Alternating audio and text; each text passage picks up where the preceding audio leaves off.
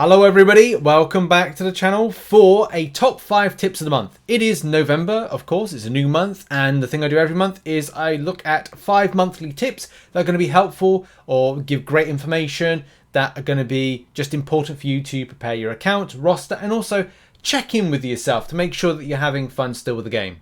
The first thing is relics. You might be wondering to yourself, well, I don't see relics anywhere in game, and there is a good reason behind that. They actually are released towards the end of the month. They will be collected. You might be going like, where are these shards? Where are these relic shards? They're gone forever. They're being collected and they will be, when the crystal is released, seen, and you'll be able to interact with them and use them and, you know, get relics with them. This will more than likely tie into things like Cyberweekend and maybe other events that go towards the end of the year. And the top tip I have with this when relics is, number one, don't set your hopes high. The reason being is that as soon as you get your first relic, whether or not the rarity be 3-star, 4-star, or even 5-star, and do bear in mind Cyberweekend may tie into grabbing some more of that, getting an expectation of you getting something that's going to change your roster is kind of the wrong kind of way of going at this one, especially because if this is the first month of release of relics, do bear in mind if this is a future thing for future months, it will likely mean by future months down the line, going into 2023, you will actually see better relics, awakened relics, stronger relics because they've been ranked up, as well as, yes, those 6-star ones, depending on where your progression is with the game. So try not to fall into the early trap of just going, oh great, I've got a relic, I'm going to rank it up right there and then, because it may be better to wait a further month to see what you get from Cyberweekend, what event drops in December, and as well, potentially a greater gifting crystal equivalent, a crystal, not it's going to be the greater gifting crystal, but something similar, which could give some shards for it.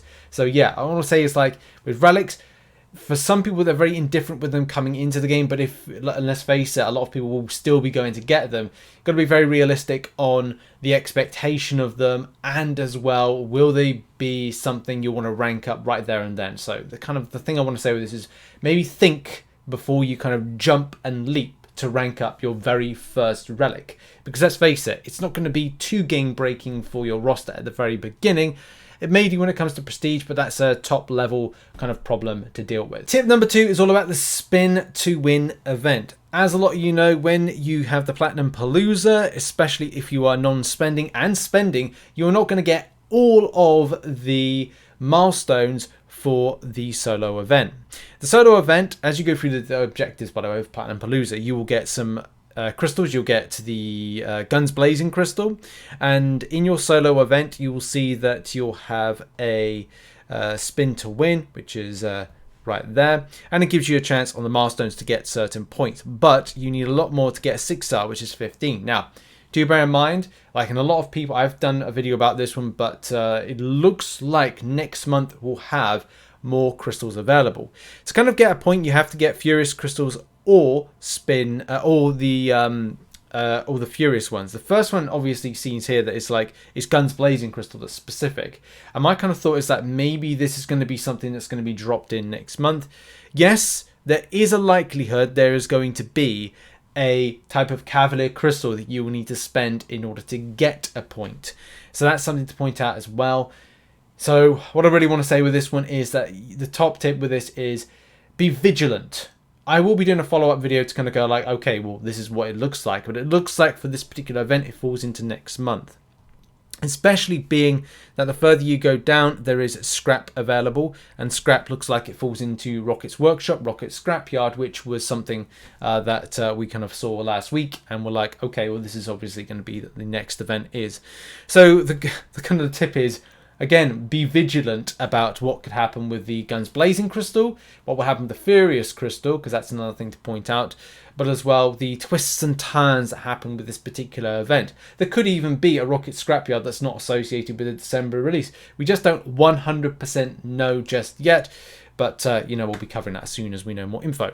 Tip number 3 is all about Cyberweekend. Cyberweekend becomes a big deal, especially for a lot of non-spending players.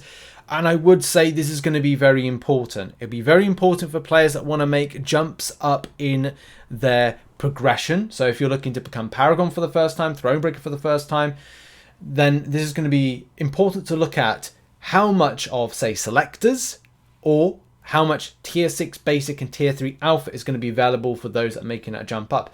The same thing when it comes to me and being Paragon. I want to be looking at rank 5 resource. I want to be rank 5 6-star resource. I also want to be looking at the extent of relics items that may be within there. The same thing when it comes to 7-star shards. And so much more. Like, it's going to be very, very important for those particular type of events, and you as well as a player as to where you're taking stuff. Will you even spend? There's also going to be the other thing, and that is all about the Battlegrounds metas and building up champions for it. Let's face it, a lot of competitive based players will be looking towards creating more stronger champions at rank 3, rank 4, 6 stars, even 5 stars if you're lower down there, to make competitive rosters and decks take on in Battlegrounds. Now, I would have liked to, at the point of recording this video, get a Battlegrounds up and like look at decks and stuff like that, but it's not there. Command done, take an L with this one. And yeah, but that's the point with it, with Cyber Weekend. Plan, think, and as again, like we're talking about future planning here. Get a list of champions you'd like to get for the likes of Battlegrounds. Get a list of champions you think a relic would be very much suited to. The same thing when it comes to, like, don't think about like ranking up a relic right now. Maybe wait to the end of December and going, okay, well now I've got this, I've got the shards for this, because you can waste those rank up resources for relics very early on and go, do you know what? I could have waited for that one towards the end of next month and got something better or helped out something. Not 100% sure on that one, because it could be a case that lower rarity relics will have their own rank up resource, and you maybe want to go down that route. But at the same time, do bear in mind you will be locking that relic to that particular one, and you may want to think about switching them between stuff. 7-star shards, as well as we saw, are very important for players, and also making that kind of grab. I will be grabbing as many 7-star shards as possible between now and the end of next year when the crystal goes live. So think about all those particular things. Battlegrounds decks, next progression, chase resources, and also your units, because let's face it, there's going to be some stuff next month which we may want to save some units back for. And the final thing is look out for plenty of content next week that will be associated with Cyber Weekend from my channel. Keeping Battlegrounds in our mind, Battlegrounds is definitely the next tip to go over, okay? So I'm always very indifferent about Battlegrounds. This is my first season I've been able to find any kind of like lengthy time to invest into it. But let's face it, it is actually a great mode. It's a great mode for rewards, and especially the further you get, the better you're going to be rewarded when it comes to certain items. And as well, that helps the progression factors to things, but also helps the progression of the creation of a deck. There's a fantastic store which is currently in game, which you can see on screen right now. I'm definitely using it for stuff that I need, but as well at the same time, players can look towards things they need for it. And as I said, like, I'll talk about my 2-month process in a moment, but let's face it, look out for champions that frustrate you when it comes to defense elements. Experiment with your decks. So if it's a case you want to get off climbing first and foremost, you may want to look to a 4-star deck to create, and then kind of look at, okay, well, a full 5-star one, and kind of like make those kind of but deck changes through there. Experiment. Find what makes early gains in progression first off, and then change up the deck. I'm not saying about like, sandbagging as a, do sandbagging strategy. But at the same time, it's all about making progression in that mode. Because you have to understand, you are investing your time. And if you're investing your time and not getting anything back from it, then it becomes problematic. People will say like, skill this, skill that. I get that. But at the same time, if you go on a massive losing streak, it massively affects you, and also takes away the enjoyment from this particular mode, which, as I said, is incredibly well rewarded if you're willing to put the time in for it. But at the same time, if you're not making any gains because things happen, dropped inputs, yes, okay, you make mistakes. You have to feel like you're getting something from it so you can take your roster further.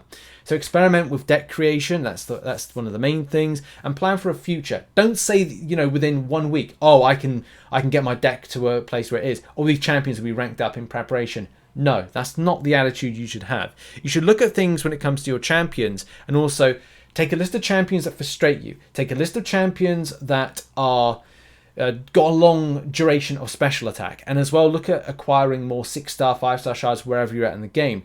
Increase signature levels of the specific champions. But don't say that you're able to do this in a month. It won't take a month. It's going to take months, 2 months, maybe 3 months, and kind of get your roster your deck to a point where it is stronger and it's ready to take you further within the mode. Yes, your skill is going to be important, but at the same time, you need to create a decent platform foundation for you to either be making gains and W's, or if you make mistakes, you make mistakes. But at the same time, strong defenders are going to help you out. The same thing with strong offensive. And the final tip I want to give you is try not to burn out, okay? Avoiding burnout with the Marvel Contest of Champions is incredibly important.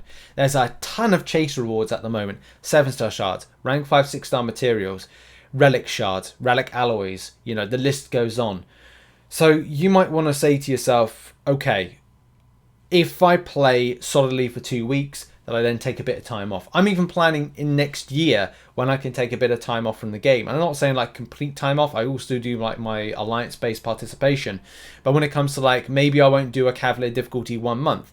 Maybe we'll have the new difficulty by then. And I'll go like, do you know what? I'll only do the new difficulty and that'll be it. And that'll see me through for like 2 weeks. And I'll take a week off from doing any kind of like heavy grinding in MCOC, because you've got to look after your mental health with stuff. If you're taking L's in Battleground, if you're not enjoying the game's performance, if you're chasing rewards constantly, and chase rewards, like we've just said, it can feel like it's just taking so much. If you're non-spending and you're like, right, well, I need to get units because we got, I got no units, and July 4th deals need to be prepared for and grinded out for, then you have to say to yourself, like, I need to take a bit of time away from this game. It is consuming my life.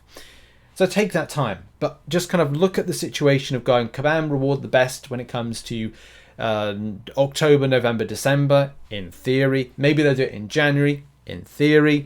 But then kind of say to yourself, okay, well, if Kabam aren't putting anything new in February time, then think about like, taking a bit of time off. Or as I said, plan a 2-week grind period where you go, I'll hit the new monthly event.